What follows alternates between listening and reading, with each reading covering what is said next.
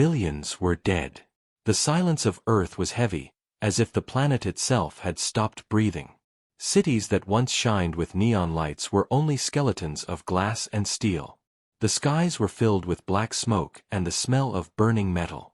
For anyone who still survived, the world felt like a grave. It had happened so fast. 1 month ago, Earth had been alive, crowded, noisy, filled with laughter and anger, traffic and music. Then the ships arrived. They were not like any ship humans had ever seen. Long, silver and silent, they hovered above cities, oceans, and deserts. No message, no warning, no demand. Only destruction. The first attack killed millions in minutes. A single beam of light could erase a whole block, a whole street, sometimes an entire town. Governments tried to fight back. The armies launched missiles, jets, and nuclear fire. But the weapons did nothing. It was like throwing stones at a mountain. Humanity screamed, begged, and prayed, but the sky never answered. The slaughter continued. After weeks of fire, there were no more armies. The survivors hid like insects in tunnels, sewers, and broken buildings. They whispered to each other in the dark, wondering why the invaders hated them so much. But the enemy gave no answer, no reason. It was not war. It was extermination. On the surface, it looked like Earth had fallen. But under the ashes, something was moving. Something older than the cities, older than the nations, older even than humanity itself. Deep inside the hidden cracks of the Earth, monsters were waking. They were not alien, not invaders. They were Earth's own forgotten children. They had been sleeping for centuries, maybe longer, waiting in caves, oceans, and roots of mountains. Some called them myths, some legends, some nightmares. But they were real, and now the noise of slaughter had reached their ears. The smell of burning flesh, the endless crying of billions, it was enough to call them back into the world. No human knew this yet. The survivors only felt strange tremors under the ground, as if the earth was shifting. In broken New York, a boy hiding in a subway tunnel felt the walls shake and thought another alien strike had begun. In a desert camp, a group of soldiers heard deep rumbling at night and thought the invaders had landed machines underground. But it was not machines. It was not weapons. It was the stirring of something far more dangerous. The aliens did not notice. They thought their mission was almost complete. They walked among the ruins with tall, thin bodies, their armor smooth and black like obsidian. Their glowing eyes scanned the streets for movement. They believed Earth was weak. They believed no one was left to fight back. They were wrong. The first sign appeared in the ruins of Shanghai. A patrol of invaders moved through the shattered towers, their weapons humming with silent energy. Suddenly, the ground cracked open beneath them. At first it was small, just a broken line across the street. Then it split wide, and something massive rose out of the darkness. The invaders fired their weapons. Light cut through the dust, but it did nothing. From the hole came a hand, if it could be called a hand. It was covered in stone-like skin, sharp claws digging into the street. Then came the body, taller than the tallest building left standing. Its eyes glowed with ancient fire, not technology, not machines. It was a creature of the earth itself. The invaders tried to retreat, but the monster roared, and the sound was like thunder inside their skulls. Windows shattered, steel bent, and the aliens screamed as blood poured from their ears. The creature struck once, and the entire patrol was crushed under its weight. In the shadows, human survivors watched with wide eyes. They could not understand what they were seeing. Was it a god? A demon? Or maybe Earth's last weapon? They did not know. They only felt one thing: hope. That night, whispers spread among the survivors. People in tunnels, camps, and burned houses spoke of a giant that had risen in Shanghai. Some said it was not alone. Some said there were others, monsters in the ocean, beasts in the mountains, creatures that had been waiting. Earth itself was fighting back. The aliens still thought they had won. But the planet had secrets they never studied, never imagined. Secrets that had been buried, waiting for a reason to rise. Now, that reason had come. And for the first time since the slaughter began, the silence of Earth carried not only despair, but also the sound of vengeance. The night after Shanghai burned, the sky was strangely quiet. Survivors hiding in basements and tunnels felt that something had changed. They could not explain it, but the air carried a new weight, a kind of heavy silence that did not belong to the invaders. It was something older, deeper, waiting. Far away, in the ruins of Moscow, a small group of humans huddled inside a collapsed theater. They had no food left, only dirty water and broken hope. One of them, an old man, whispered a story he remembered from childhood. A story about earth spirits, guardians that lived under mountains and seas. The others laughed bitterly. No spirits could save them now. But when the ground began to shake, none of them were laughing anymore. The tremor was not like the blasts of alien weapons. It was slower, heavier, as if something massive was dragging itself beneath the ground. Dust fell from the cracked ceiling. The survivors froze, terrified that the invaders were tunneling below them. Then came the sound, a deep rumble, almost like a growl, echoing through the broken streets. Above, the aliens noticed the shaking too. A patrol of tall, armored creatures stopped, their glowing eyes scanning the shadows. They raised their strange weapons, aiming at nothing, unsure of where the threat would come from. The answer came fast. The street split open with a roar. Stones flew, metal bent, and fire burst upward as if the earth itself was angry. Out of the crack rose a creature, long and serpentine, with scales like black glass. Its head was shaped like a dragon from ancient stories, but its eyes were burning red, filled with rage that was not human. The aliens fired beams of light, cutting holes into the air, but the monster twisted and struck with its tail. The impact sent them flying like broken dolls. Their armor cracked, their bodies split open, and the ground was painted dark with their blood. From the basement, the survivors watched in shock. The old man trembled, whispering again, "It is real. The guardians are real." The creature turned its head, staring at the ruined theater. For a moment, the survivors thought it would destroy them too. But the monster only lowered its head, almost like a nod, before vanishing back into the broken ground. Across the world, more reports began to spread. Survivors whispered about a giant beast walking out of the Pacific Ocean, its roar shaking the skies above Tokyo Bay. Others spoke of wings that blotted out the sun over the ruins of Cairo. In the forests of South America, something huge moved between the trees, tearing alien patrols apart before fading back into the jungle. The invaders were no longer hunting humans. Now they were being hunted. At first, the aliens did not understand. Their scans showed massive lifeforms, but these creatures did not follow the rules of nature. They were not supposed to exist. They were too big, too powerful, too strange. Some commanders dismissed the reports, calling them illusions, tricks of desperate human survivors. But as days passed, the evidence grew. Patrols went missing. Armored ships were dragged under oceans. Mountains shook and swallowed entire squads. Still, the aliens pushed forward, determined to finish the extermination. They had come to erase humanity, and they would not stop. But what they did not know was that humanity was no longer alone. In a ruined bunker outside London, a boy named Daniel sat with his younger sister. Their parents had died in the first attack. For weeks, they had survived on stolen water and the kindness of strangers. That night, as Daniel held his sister close, the walls shook again. The girl began to cry, but Daniel whispered softly, "Don't be afraid. It's not them. It's something else." When the sound of roaring filled the air, even louder than thunder, Daniel believed it. All across Earth, a new kind of war was beginning. Not human versus alien. Not machine versus machine. But something far stranger. The planet itself was fighting.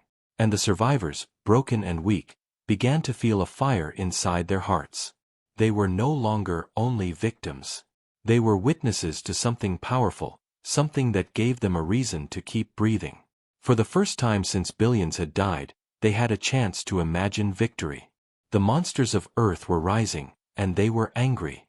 The invaders had come to Earth believing it was weak. They had studied the cities, the technology, the weapons. To them, humanity was nothing more than a noisy species, clever but fragile. When the slaughter began, they believed victory was only a matter of time. But now, something was happening that they had never expected. Reports from their patrols grew stranger every day. Entire squads vanished in the forests of South America, leaving only twisted armor and torn weapons behind. In the Pacific, whole ships disappeared beneath the waves, dragged down by something unseen. And in the ruins of Asia, monstrous shapes walked openly, their roars echoing across dead cities. Still, the alien commanders refused to retreat. They told their soldiers that these were only beasts, primitive creatures born from chaos. They believed their weapons would kill them, just as they killed humans. But the truth was different. These monsters were not random animals. They were something more. Something ancient. In the burned ruins of New York, a group of survivors moved carefully through broken buildings, searching for food. Among them was Sarah, once a teacher, now only a hungry woman leading a handful of children. They carried nothing but bags of water and scraps of canned food. As they passed an empty street, Sarah froze. A shadow moved across the ground. It was enormous, stretching across the ruined cars and broken glass. Slowly, the survivors lifted their heads. Above them, blocking the moonlight, wings spread across the sky. The creature landed with a crash that shattered windows and bent steel. Its wings folded, sharp and leathery. Its body was covered in dark scales, and its eyes glowed like burning coal. The children screamed, but Sarah held them close. The creature did not move toward them. Instead, it turned its head toward the other side of the city, where alien patrols marched. With one deafening roar, the monster charged. The sound was so powerful that dust and ash lifted from the streets. The aliens raised their weapons, beams of white light slicing through the night, but the creature pushed through. Its claws tore metal apart, its tail smashed entire buildings, and its teeth crushed armor as if it were paper. The survivors watched from the shadows, unable to believe their eyes. Sarah whispered, "It's not here for us. It's here for them." For the first time since the attacks began, she felt her heart beating with hope. Far across the ocean, in a hidden command chamber of the invaders, the truth was becoming clear. Their technology showed readings of lifeforms larger than any recorded species. Some of these beings were strong enough to tear apart their war machines, others fast enough to move unseen through jungles and mountains. Their weapons, designed to destroy humans, were less effective against these creatures. The commanders debated. Should they leave Earth? Should they call for reinforcements? But pride blinded them. They had come to erase humanity, and they would not admit defeat. Instead, they ordered stronger attacks. Whole cities were burned again. Rivers boiled, forests turned to ash, and mountains were blasted open. The skies filled with fire as alien ships spread destruction even wider.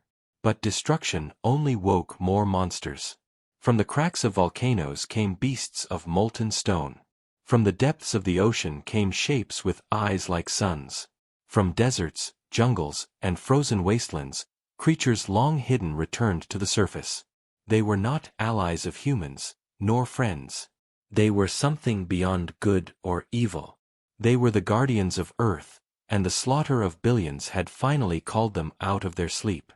In London, Daniel and his sister were taken by soldiers who had survived the first invasion. They were led to a small survivor camp. For the first time, Daniel saw hundreds of people together, faces dirty but alive. That night, as he sat near a fire, he heard stories spreading like wind. Stories of giant wings in New York. Stories of sea monsters crushing alien ships. Stories of fire giants walking out of volcanoes. Some people believed the monsters were gods. Others believed they were devils. But one thing was certain, the aliens were afraid. Daniel looked at his sister, sleeping beside him. "They thought they could kill us all," he whispered to himself. "But Earth isn't theirs. It never was." In the distance, thunder rolled across the night sky. But it was not thunder. It was the sound of something massive moving closer. The war was no longer only between humanity and the invaders. Now, Earth itself had joined. And Earth was angry. The war had changed. At first, it was only one-sided. The invaders killed, and humanity bled. But now, Earth itself was striking back. The aliens had powerful weapons, and their machines were built to crush cities, but the monsters of Earth were not machines. They were living storms, ancient guardians born from the planet's bones and oceans. In the Pacific Ocean, an alien fleet floated across the black waters. Their ships were massive, shaped like blades of silver, glowing with strange energy. They had burned thousands of towns along the coast. Now, their weapons were aimed at the last survivor shelters hidden on small islands. The commanders prepared to fire. But before they could, the sea began to move. At first, it looked like waves rising from a storm. Then the waves grew higher, taller than buildings, circling the fleet like a giant ring. The water boiled, the sky darkened, and something enormous rose from the deep. It was bigger than any ship. Its skin was covered in barnacles and glowing blue lines, as if the ocean itself had marked it with light. Its eyes opened, glowing like moons under the storm. When it roared, the sound carried across the entire ocean. The alien ships fired beam after beam, but the creature moved with the force of a tsunami. Its arms, if they could be called arms, smashed through silver metal, ripping apart the fleet. Ships exploded one after another, burning as they sank into the black water. Survivors on the islands watched from a distance, their mouths open in shock. What they saw was not a beast. It was a god of the sea, and it had chosen to fight. In South America, something different was happening. Alien patrols marched through the Amazon, burning trees and clearing the jungle with fire. They believed no human could survive there. But the forest itself seemed to resist. Shadows moved between the branches, and strange cries echoed at night. One evening, as a squad cut down trees with their weapons, the jungle shook. Trees snapped like sticks, and vines thicker than chains wrapped around the aliens, pulling them into the dark. They struggled, their glowing eyes flashing, but the forest swallowed them whole. Then came the roar, low, deep, and endless. A shape larger than any animal walked through the green. Covered in moss and stone, with tusks like spears and eyes like rivers, the jungle beast crushed the patrols under its steps. By morning, there was no sign of the invaders. Only broken armor lay scattered among the roots. The forest had taken back its home. The aliens were beginning to panic. Their commanders had promised victory. They had promised Earth would fall in weeks.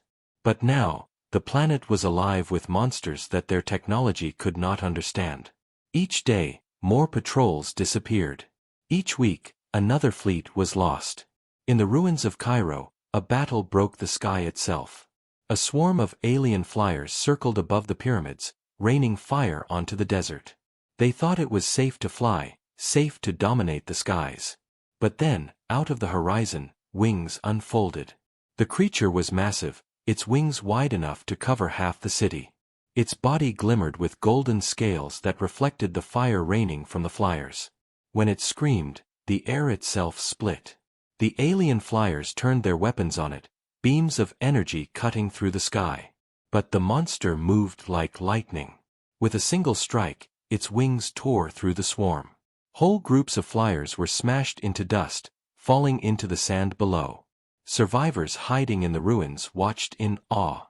Some fell to their knees, whispering prayers. They had no words for what they were seeing, but one thought repeated in their minds: Earth was not finished. Meanwhile, deep in the tunnels of London, Daniel and his sister listened to the growing stories. Every day, new survivors arrived at the camp, bringing news of battles where monsters destroyed the invaders. Daniel sat by the fire, listening with wide eyes. He had seen one himself, but hearing how many there were filled him with something he had not felt in weeks: belief. "They thought we were weak," one soldier muttered, staring into the flames. "They thought they could take our world. But this planet has teeth." Daniel clenched his fists. His sister leaned against him, whispering softly, "Will they save us?" He looked at her, and though he did not know the answer, he said, "Yes. They already are." Above them, far away, another roar shook the sky. It was louder than thunder, louder than bombs, louder than fear. It was the sound of Earth's vengeance growing stronger. The invaders had come to exterminate humanity. But now, they were facing something greater than war. They were facing the wrath of the planet itself. The invaders were no longer confident. At first, they had marched across Earth without fear, destroying everything in their path. Now, every shadow seemed dangerous, every tremor in the ground a warning. Their commanders still shouted orders, but their soldiers were growing restless. They had weapons, but the weapons were useless against things that should not exist. In the skies above Europe, an alien warship floated like a black blade. Its commander, taller and stronger than most, stared down at the planet below. His eyes glowed brighter as reports filled his chamber. Ships lost in the Pacific. Patrols crushed in South America. Flyers destroyed above Cairo. Monsters everywhere. The commander slammed his hand against the control panel. "This world was weak," he hissed in his strange tongue. "This world should have fallen in silence. Why does it resist?" No one could answer him. On the ground, survivors kept moving, searching for safety. Sarah, the teacher from New York, led her group of children through ruins toward what they hoped was a survivor camp. They had little food and almost no water, but she pushed them forward. Every night, they slept in silence, listening to the distant sounds of roars and battles. Sometimes the sky lit up as alien weapons clashed with monsters. Sometimes the ground shook so hard it felt like the world itself was breathing. One night, Sarah's group hid inside the broken remains of a library. The children were tired, their faces pale from hunger. She tried to keep them calm by telling stories, but her voice was weak. Suddenly, the walls trembled. Dust fell from the ceiling. A sound rolled through the air, not the sharp blast of alien guns, but a deep rumble that seemed to come from everywhere. The children clutched Sarah's arms. She looked out through the broken window. In the distance, far across the skyline, a shape rose. Taller than the buildings, its skin glimmering like silver stone, its steps shaking the earth. It did not look at them. It moved toward a cluster of alien patrols. The invaders opened fire, their beams cutting the night. But the monster did not slow. With one sweep of its massive arm, the streets cracked open. Entire squads of aliens vanished under falling stone. The children gasped, some crying, some whispering in awe. Sarah only watched, her heart pounding. "They're not here for us," she whispered again. "They're here for them." In London, Daniel and his sister were still safe in the underground camp. More survivors arrived each day, bringing food, weapons, and stories.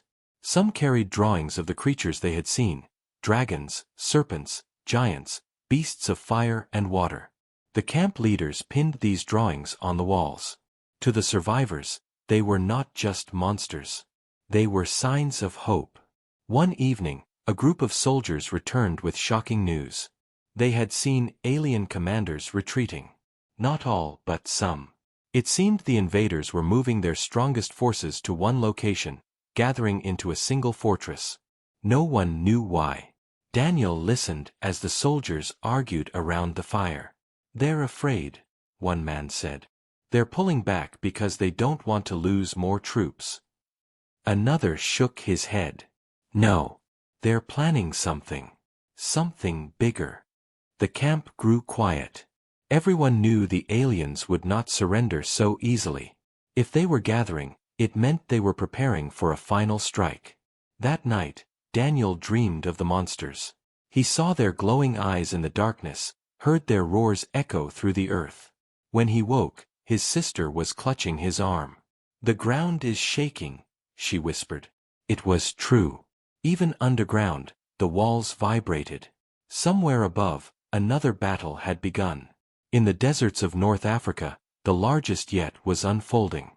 Alien war machines walked across the sand, taller than skyscrapers, their weapons glowing with white fire. They were designed to fight the earth monsters, built in desperation. For the first time, the invaders were not only hunting humans. They were hunting the Guardians. But the Guardians were ready. Out of the sand rose a titan covered in stone, its head crowned with jagged horns. Its body was as wide as a mountain. When it struck the desert floor, waves of sand rolled like an ocean. The alien war machines opened fire, but the monster charged, shattering one of them with its shoulder. The desert burned with light, fire, and dust as the battle raged. Survivors far away watched from the ruins, their eyes wide. Some cheered, others prayed, all knowing that Earth's fate was being decided in battles like these. The war was reaching its peak. The invaders were no longer the hunters. They were prey. And for the first time, the survivors of Earth were beginning to believe that vengeance was possible. The war was no longer silent. All across Earth, the nights were filled with thunder that was not thunder, and fire that was not fire. Cities already dead burned again. Oceans rose in fury. Forests shook with roars that bent the sky. The monsters of Earth were everywhere now, and the invaders could no longer pretend they had control. But they were not finished. High above the planet, hidden in orbit, the alien commanders gathered inside a colossal ship that glowed like a black sun. It was their fortress, their true power. From there, they had directed the extermination. And now, from there, they planned their last move. The commanders were furious. The slaughter of humanity had been simple, but these creatures, these impossible monsters, had turned victory into fear. Their weapons had failed. Their armies had been broken. They had lost ships, fleets, whole divisions. Pride was slipping into desperation. So, they made a decision. If Earth's guardians could not be destroyed one by one, then the planet itself would be burned. They prepared a weapon, one never before used. A sphere of pure energy, black at its heart, glowing with death. If unleashed, it would tear the Earth apart, burning the surface to ash. Humanity would be gone. The monsters would be gone. Everything would be gone. On the ground, the survivors did not know this yet. They only knew that the battles were getting bigger. Sarah and the children hiding in the ruins of New York heard the sky scream as alien ships gathered again. The monsters had driven them away before, but now they were returning in greater numbers, circling like predators ready to strike. Sarah held the children close, whispering, "Stay quiet, stay strong." Far across the ocean, in London, Daniel sat with his sister by the underground fire. Rumors spread faster than food. People said the aliens were planning something final, something so terrible that even the monsters might not survive. Daniel listened in silence, fear burning in his chest. But when his sister asked, "Will the monsters protect us?" he forced himself to nod. Yes, they will. Above Cairo, the battle was already beginning. Alien ships swarmed, filling the sky with burning light. They were hunting one creature in particular, the golden-winged beast that had destroyed their flyers. The monster rose again, its wings spreading wide, catching the sun. The aliens unleashed everything they had. Beams of energy rained down, exploding across the desert.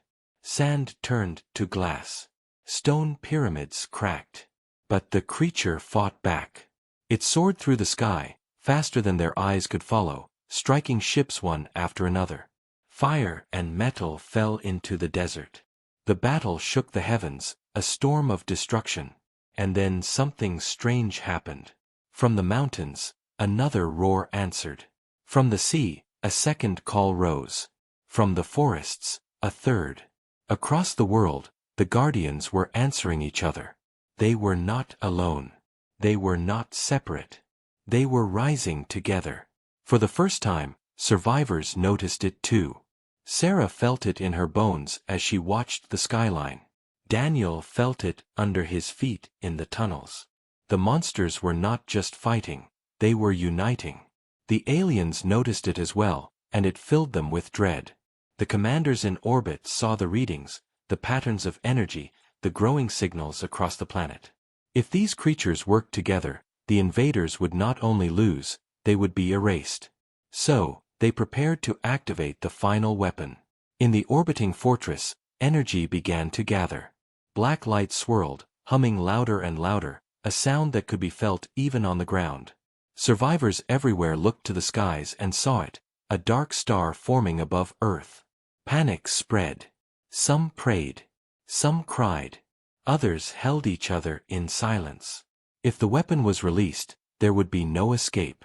Not for humans. Not for monsters. Not for anything. But Earth was not blind. Far beneath the surface, in the deepest caves, the ground itself shook harder than ever before.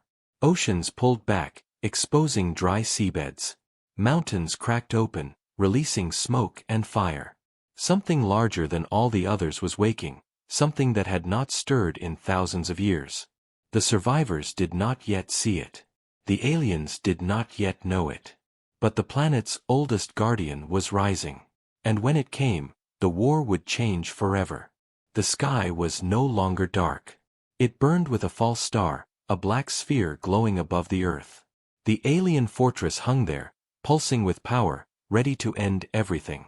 Their commanders gave no mercy, no warning. They wanted only silence, only ash. On the ground, survivors watched in terror. In New York, Sarah held the children tight as the night turned red. In London, Daniel and his sister clung to each other in the tunnels. Across the world, broken families, scattered soldiers, and lonely wanderers lifted their eyes to the heavens and waited for death. The monsters roared in defiance. From deserts, oceans, mountains, and skies, their voices rose together. The sound was so great that even the stars seemed to tremble. For the first time since the slaughter began, Earth's guardians stood as one. Then the ground broke open. It happened in silence first. A crack spread across the land, stretching for miles. Oceans shook, volcanoes erupted, and the Earth itself seemed to bend. From the deepest core, something vast began to rise. Survivors fell to their knees. Even the other monsters stopped and turned. The old one had awakened. Its shape was larger than cities, larger than mountains. Its body glowed with the light of molten stone, its eyes burning like twin suns. It was not beast, not machine, not even God. It was Earth's fury given form.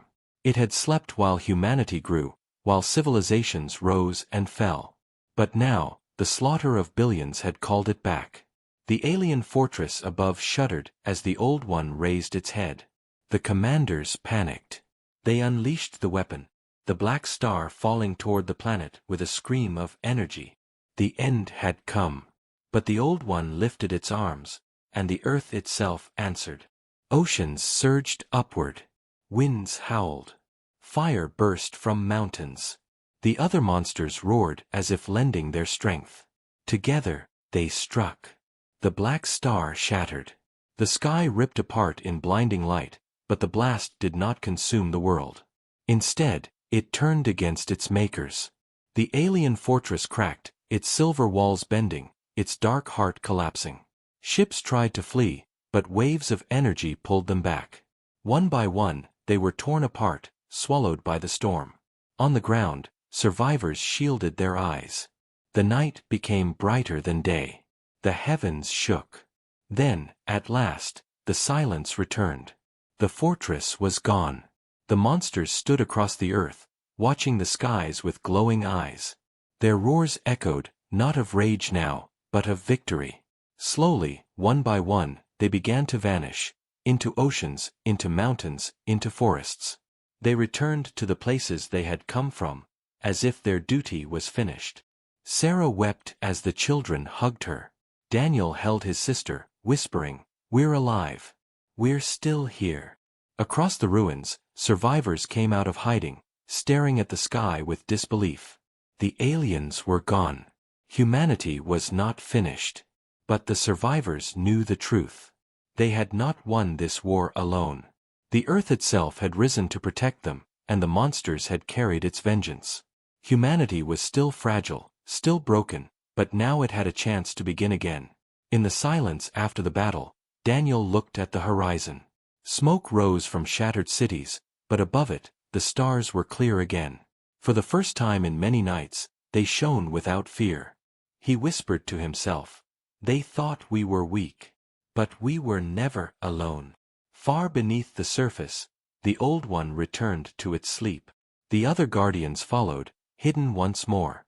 Earth grew quiet again, but it was no longer the silence of death. It was the silence of survival. Billions had been slaughtered. Cities had been burned. Humanity had nearly ended. But out of the ashes came vengeance, and out of vengeance came hope. And so, the story of Earth was not finished. It was only beginning again.